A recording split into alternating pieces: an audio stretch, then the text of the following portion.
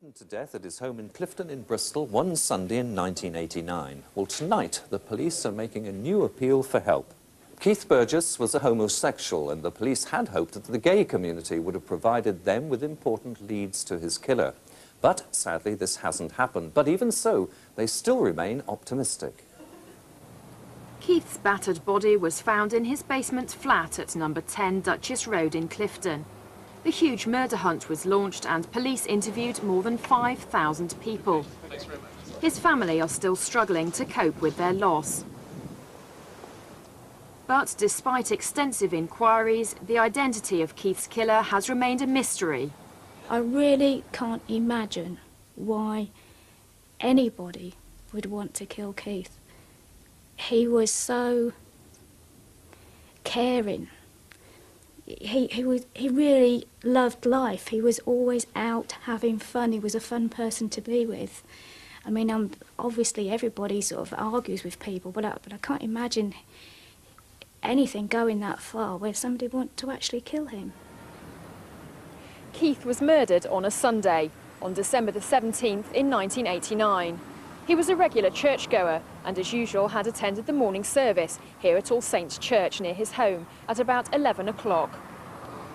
He's not the sort of person I would have thought to have enemies. He was gentle and courteous, I said, with people. He was an easy person to get on with, and I always found him extremely pleasant.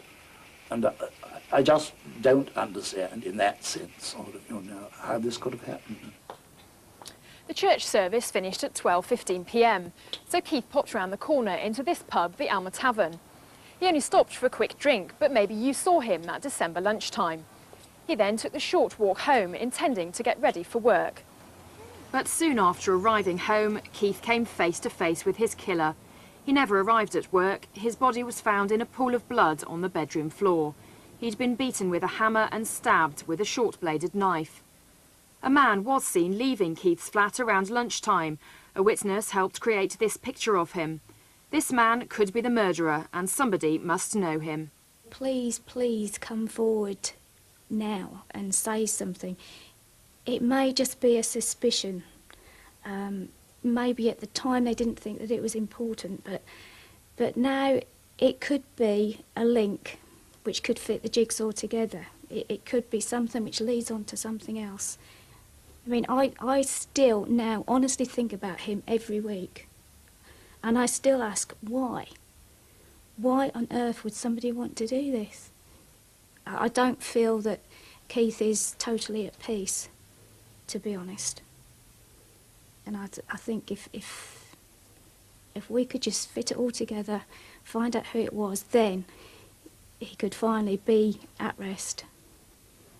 So what is it that the police now hope from the public? How are you going to get this killer? Well, Bruce, as you know, this murder occurred 8 years ago. We then had an extremely good response from the public and the gay community.